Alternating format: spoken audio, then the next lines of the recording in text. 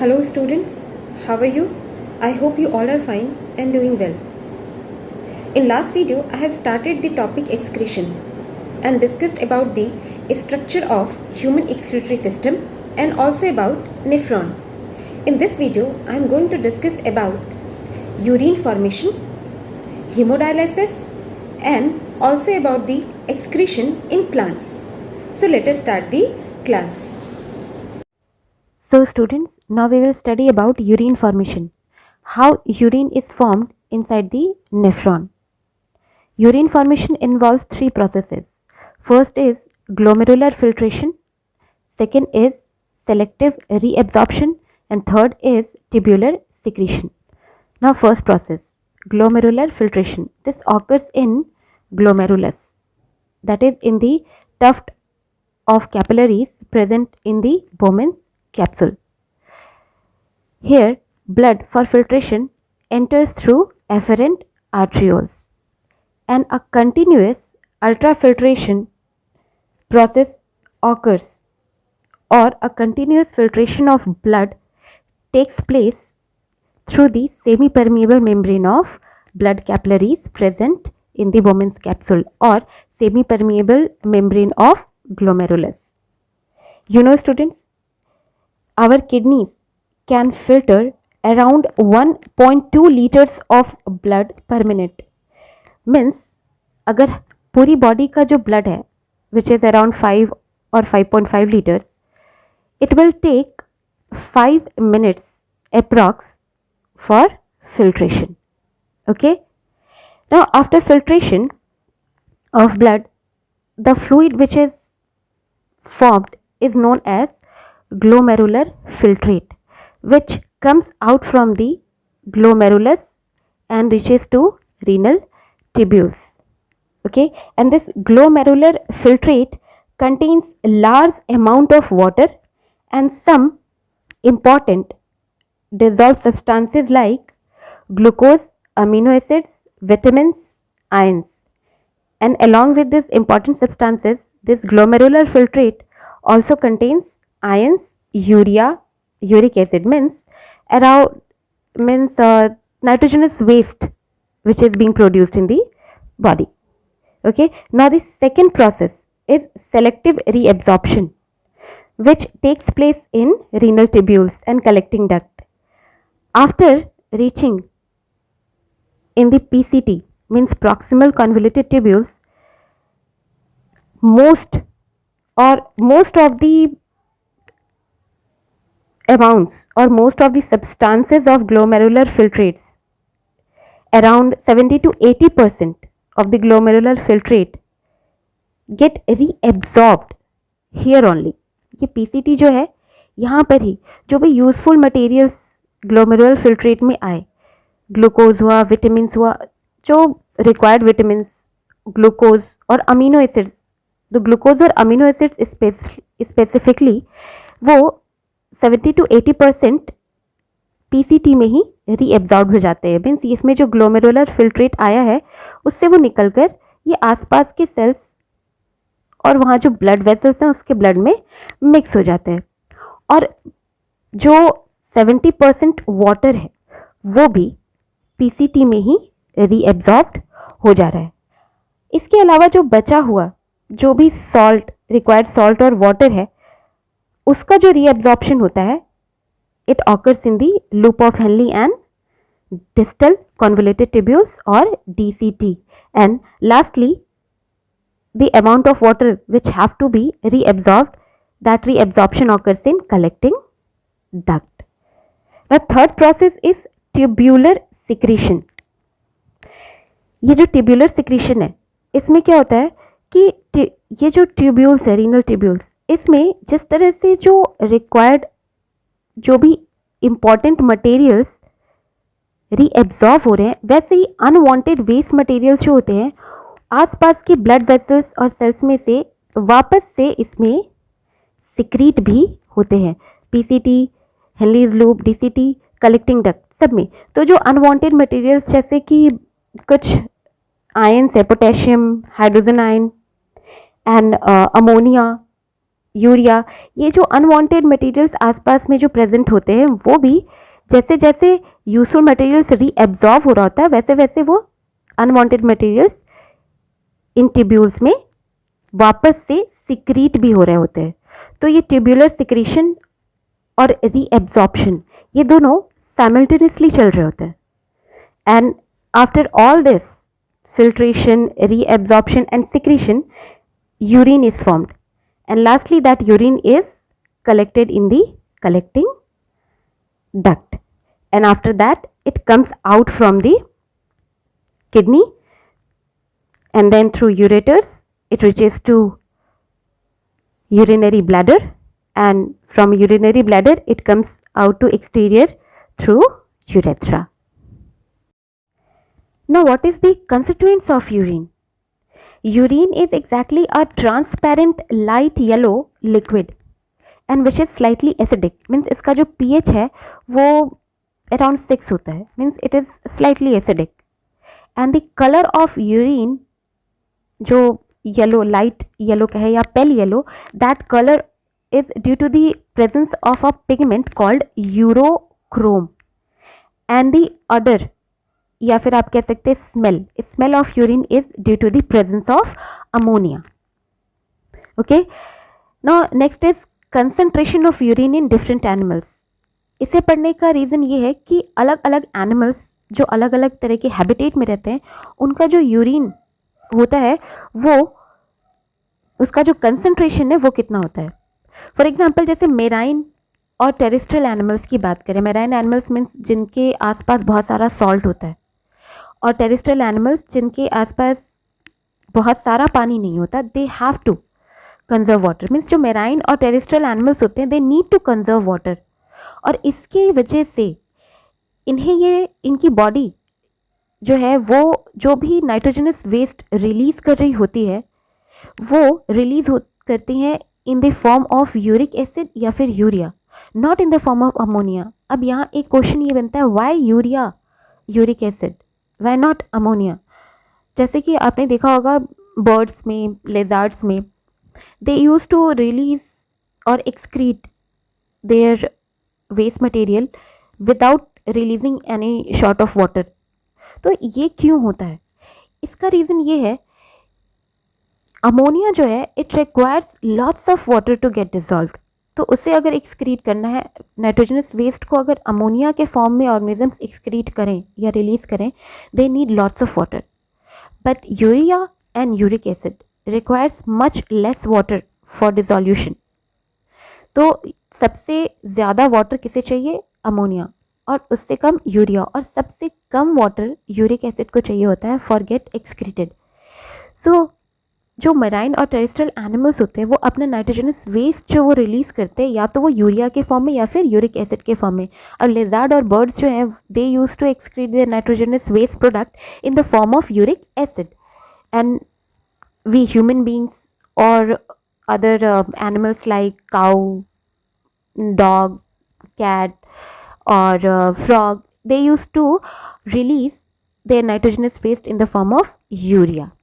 Okay, now if we will talk about the freshwater animals, they used to excrete their nitrogenous waste in the form of ammonia because it is much easier for them to excrete ammonia, and this is due to the presence of sufficient amount of water in their body because they are present in the surrounding where lots of water is present, and they have to get rid of that excess water also along with the nitrogenous waste. Means उनके अंदर जो बहुत सारा पानी enter कर रहा है nitrogenous waste के साथ साथ उन्हें उस एक्सेस वाटर से भी छुटकारा पाना होता है. तो it is easier for them to release ammonia as a nitrogenous waste. Now students, we will see a process called hemodialysis. Now why we are discussing about hemodialysis? As you know that kidney is very important organ to carry out an important life process that is excretion. और अगर kidney functional ना हो तो बहुत सारी problems हो सकती हैं. मीन्स जो टॉक्सिन्स हमारी बॉडी में है they will destroy our body tissues and will show lots of adverse effects. So कभी कभी ऐसा होता है, either due to infection or due to injury, blood do not reaches to kidney for filtration or kidney used to get damaged. तो इस condition में final जो treatment है वो तो किडनी ट्रांसप्लांटेशन है, बट क्योंकि डोनर जब तक ना मिले तब तक किडनी का काम जो है फिल्ट्रेशन का वो कौन करे, कैसे होगा?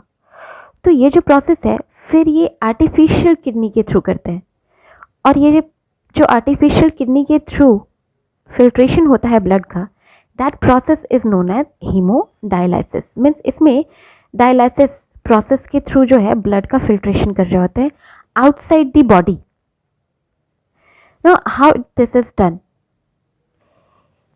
you can see in the diagram that a tube is coming out from the body and another tube is also entering inside the body. Now the tube coming out from the body is a line of tube from the artery to the pump. This is the pump. Means जो body में human body जो भी patient है जिसकी kidney काम नहीं कर पा रही, जो फंक्शनल नहीं है, तो उसकी जो ब्लड को फिल्ट्रेट करने या फिल्टर करने के लिए जो हीमोडायलिसिस के लिए ब्लड बाहर निकालेंगे, तो it will be taken out from the arteries. Artery से कनेक्ट करेंगे वो ट्यूब, और जैसे ही ब्लड जो है blood will come out from that and it will enter into the dialysing apparatus. अब ये जो डायलाइजिंग टैंक है इसमें ये जो ट्यूब्स हैं जिसमें ब्लड सर्कुलेट होगा, that tubes are made up of selectively permeable membrane. Means ये सेलेक्टिवली परमिएबल होते हैं जिसकी वजह से जो नाइट्रोजनस वेस्ट है वो आसानी से इस ब्लड में से बाहर निकल सके। और इन ट्यूब्स के आसपास इस डायलाइजिंग टैंक में प्रेजेंट होता है डायलाइजिंग सॉल्यूशन, वो सॉल्यूशन जिसमें बिल्कुल भी नाइट्रोजनस वेस्ट प्रोडक्ट प्रेजेंट नहीं होते। तो यहाँ पर जो ब्लड पहुँचा इस ट्यूब में, क्योंकि इसमें बहुत सारा नाइट्रोजनस वेस्ट है और इस डायलाइजिंग सॉल्यूशन में नाइट्रोजनस वेस्ट नहीं है, अब यहाँ पर काम करेगा डिफ्यूज़न, राइट। डिफ्यूज़न का मतलब जो भी सॉल्यूट कंसंट्रेशन है अगर किसी रीजन में हाई है वहाँ से वो मूव करेगा और पहुँचेगा लोअर कंसंट्रेशन रीजन में। तो since blood contains higher concentration of nitrogenous waste and dialyzing solution contains no nitrogenous waste. Now what will happen? The nitrogenous waste will come out by the process of diffusion from these semi-permeable tubes to the dialyzing solution, right? और इस तरह से क्या होगा कि blood जो है वो यहाँ पर इस ट्यूब में फिल्टर होगा, और after filtration that blood will come out from this tank, dialyzing tank, and a line of tube which is coming out from this tank will take this blood to the veins. Means यहाँ से जो tank से जो blood निकल कर जा रहा है वो जिस ट्यूब से जा रहा है वो ट्यूब किससे कनेक्टेड है? वेन से, और इस तरह से जो फिल्टर्ड ब्लड है वो वापस से बॉडी में एंटर करती है। अब इस डायलाइजिंग टैंक में जो डायलाइजिंग सॉल्यूशन है वो कंटिन्यूसली चेंज होता रहता है, राइट। क्योंकि जो डायलाइसिस होगा और जो नाइट्रोजनस वेस्ट इसमें एंटर कर जाएंगे, उसके बाद अगर ये चेंज ना किया जाए तो नेक्स्ट टर्न में जो ब्लड एंटर करेगा वहाँ पर जो डायलाइसिस करानी है, मीन्स जो नाइट्रोजनस वेस्ट बाहर निकालना है ब्लड से, वो बाहर नहीं आएगा क्योंकि ऑलरेडी इस डायलाइजिंग सॉल्यूशन में बहुत सारा नाइट्रोजनस वेस्ट रहेगा। तो ये ना हो इसकी वजह से इसके लिए क्या करते हैं कि एक तरफ से कनेक्टेड होता है एक ऐसा टैंक जिसमें फ्रेश डायलाइजिंग सॉल्यूशन प्रेजेंट होता है, राइट, जो कि कंटिन्यूसली इसमें एंटर कर रहा होता है, और जो भी यूज्ड डायलाइजिंग सॉल्यूशन है इस डायलाइजिंग टैंक में वो एक साइड से जो है it regularly comes out and get collected into another tank, right? So this is all about the hemodialysis. This completes excretion in animals. Now we will see excretion in plants. Now these plants do not have such a complex excretory system like in animals, but they also produce waste products like carbon dioxide, water, oxygen, and other products like latex, gum, some sort of oils, etc. And these products are disposed of by plants by various methods like metabolic waste products like CO2 and water, which is being produced by plants during respiration during night. As you know कि जो भी plants हैं, except few, most of them used to do respiration during night time. तो उस वक्त जो CO2 और water produce हो रहा होता है, it is being used in the process of photosynthesis during daytime. Daytime में वो used off हो जाते हैं. तो इस तरह से वो जो वेस्ट CO2 और वाटर प्रोड्यूस हुआ रेस्पिरेशन के दौरान it get used and the by product और waste product oxygen which is release during photosynthesis it escapes or get released out from the plants in the environment by the process of diffusion, right? Now what about excess salt and water? This excess salt and water present in the plant is removed by a process called transpiration. Transpiration is release of या loss of water from the aerial part of the plant. तो ये transpiration जो है जो day time में हो रहा होता है, जो उस वक्त सॉल्ट और वाटर जो एक्सेसिव प्लांट्स में प्रेजेंट होते हैं वो रिलीज होता है, बट ट्रांसपिरेशन डे टाइम में हो रहा है. What about night? रात में जब ये एक्सेसिव सॉल्ट और वाटर प्लांट्स में प्रेजेंट होते हैं तब ये कैसे एक्सक्रीट होते हैं? स्पेसिफिकली जो हर्बिशियस प्लांट्स होते हैं देयर लीफ मार्जिन मीन्स जो मार्जिन होती है लीफ का जो किनारा होता है, their leaf margin contain a specific type of pores and that pores are called hydathodes. और ये जो हाइडाथोर्स है इससे ही ड्रॉपलेट्स के फॉर्म में जो एक्सेसिव वाटर और सॉल्ट है वो बाहर रिलीज हो रहा होता है. And this process of removal of excess of water from hydathodes is called guttation. जो हाइडाथोर्स से एक्सेसिव वाटर और सॉल्ट निकल रहे हैं उस प्रोसेस को हम लोग कहते हैं गटेशन. तो CO2, water, oxygen, salt water ये तो रिलीज हो गए. अब बात करते हैं कुछ दूसरे एक्सक्रीटरी प्रोडक्ट प्लांट्स की, जैसे लेटेक्स, जैसे रबर भी कहते हैं, देन गम, एसेंशियल ऑयल्स. इनका क्या होता है? ये एग्जैक्टली क्या होता है ना, they use to get stored in a special type of tissues या ग्लैंड्स. ये कुछ ग्लैंड्स और टिश्यूज में स्टोर हो जाते हैं, राइट? जैसे कि लेटेक्स जो है it use to get stored in laticiferous tissues. और जो ऑयल्स हैं जैसे जिंजर ऑयल, ये सारे जो है वो टिश्यूज के अंदर स्टोर हो जाते हैं और कुछ टाइम बाद we use to take out that waste product from the plants, but these waste products are useful for we human beings. So we used to take out that waste product like latex, gum or oil, essential oils for our use, right? Now next is the toxic product is being stored in the dead permanent tissues like heartwood. आपने देखा होगा कि जब भी बहुत पुराने पेड़ को हम लोग कट करते हैं तो उसकी जो सेंटर है, जो उसकी जो स्टेम, जो उसका जो तना होता है, जो ट्रंक होती है, उसके सेंटर में एक डार्क पोर्शन होता है circular. That portion is called heartwood. और ये हार्टवुड जो है वो बना होता है जाइलम के नॉन फंक्शनल होने के बाद. नॉन फंक्शनल जो पार्ट्स होते हैं जाइलम के उसके उसी से बने होते हैं. और ज़्यादातर जो वेस्ट प्रोडक्ट, टॉक्सिक प्रोडक्ट्स हैं, वो जाकर के कहाँ, इसी जो हार्टवुड है वहाँ पर स्टोर हो जाते हैं. या फिर ये स्टोर होते हैं बार्क में, मीन्स जो पेड़ की छाल होती है वहाँ बार्क में स्टोर हो जाते हैं, जो कि पीरियोडिकली जो प्लांट्स हैं वो अपनी बार्क को रिलीज करते रहते हैं, टाइम टू टाइम वो रिमूव हो रहे होते हैं, राइट? अब अगर बात करें एक्वेटिक प्लांट्स की, तो they very simply release their waste product by diffusion process directly into the water, right? Now this completes your excretion topic both in animals and plants, and also it completes the first chapter, life processes. Now in next video, I will start the next chapter, control and coordination. Till then, stay home, stay safe, use mask and always maintain social distancing. Have a nice day.